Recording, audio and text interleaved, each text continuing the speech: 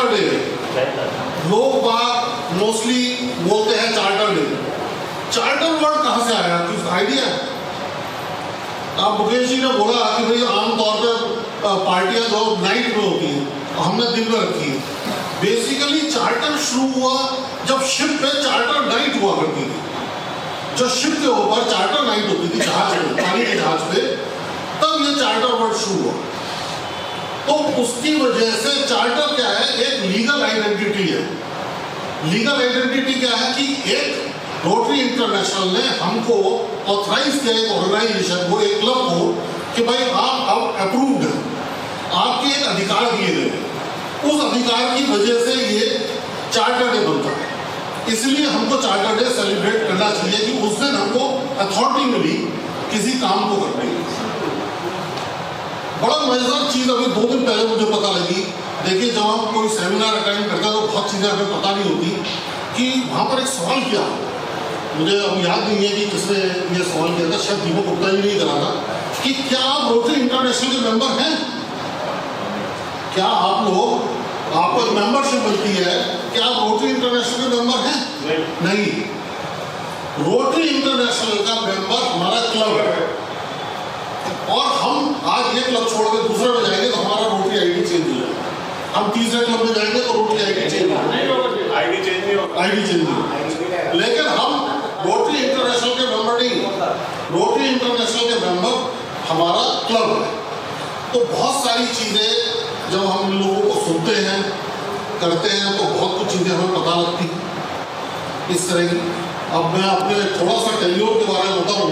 मैंने अपने president tenure में, आपको पता ही है कि आंगनबाड़ी का एक प्रोजेक्ट किया था, और उस प्रोजेक्ट के लिए, लेकिन जैसा कि अब मैं बहुत ध्यान से स्पीच सुन रहा था मुकेश जी की, तो वो कह रहे थे भाई हर एक जो डीजी आते हैं, हर एक की एक अलग आइडेंटिटी होती है, अलग तरीका होता है उसका। कुछ लोग चीज़ों को रिकॉग्नाइज करते हैं, कुछ नहीं करते। लेकिन मैंने उस प्रोजेक्ट को रिकॉग्नाइज किया प्रशांत जी ने, प्रियोतोष जी के टाइम पे मैंने उसको करा था। उस वक्त मुझे गवर्नर अवार्ड भी मिला, और उन्होंने भी अपने थैंक्स गिविंग में मुझे रिकॉग्नाइज किया। मेरे खुद के डीजी उस वक्त नहीं कर पाए, लेकिन उनके साथ कुछ और चीज़ें थी, लेकिन एक नया प्रोजेक्ट निकाल के लाए। आज प्रवीण जी भी जब वो प्रेसिडेंट बने, देखिए आज हमारा क्लब, बाकी इसका कोई शक नहीं, रामवीर जी ने उसको आगे बढ़ाया। आज प्रवीण जी ये कर रहे हैं, उन्होंने बड़े बढ़िया काम करा कि भाई मैक्स के साथ एक टाई अप करा कि पूरे साल हम लोग कई जगह हेल्थ के लिए स्कूलों के अंदर कैंप लगाएंगे, कई और हम प्रोजेक्ट करेंगे। कैंसर के ऊपर भी हम लोग उसमें प्रोजेक्ट कर रहे हैं, एक बहुत जल्दी एक हेल्थ कैंप भी उसके अंदर लगा रहे हैं। अगर देखा जाए तो हर फील्ड में इस वक्त हमारे जो प्रेसिडेंट हैं वो बहुत बढ़िया काम कर रहे हैं, और मुझे तो यही उम्मीद है कि इसी तरह से इस क्लब की एक खास बात तो है कि आपस में बातचीत होती है, हंगामा भी होता है, लेकिन उसके बावजूद हर आदमी एक दूसरे का साथ देता है। हमारे प्रोजेक्ट्स में भी स्ट्रेंथ बहुत अच्छी रहती है क्लब की। तो ये तो इस क्लब का बहुत पॉजिटिव साइड है। जो हमारी भाभी जी ने, दोनों भाभीओं ने कहा कि भाई इस क्लब के लोगों ने साथ दिया, तो इसमें कोई शक नहीं है। हम लोग जब आए थे 2017 में, तो एक बार को हमारा तो उखड़ गया कि हम जाएंगे। पूनम भाभी ने भी मेरे को फ़ोन किया डायरेक्ट, मेरे से कोई कांटेक्ट नहीं था कि भाई अरुण जी तुम्हें जाना नहीं। उन्हें भी कुछ दिखा। सबसे ज़्यादा चीज़ जिसको मैं हमेशा याद रखता हूँ वो था सुमित गर्ग। बहुत लोग कहते हैं यार तुम सुमित गर्ग से पूछते हो, बात करते हो, ये वो, लेकिन सच्चाई है कि कहीं ना कहीं जो स्टार्टिंग फर्स्ट इंसिडेंट होता है वो हमेशा लोगों को याद रहता है।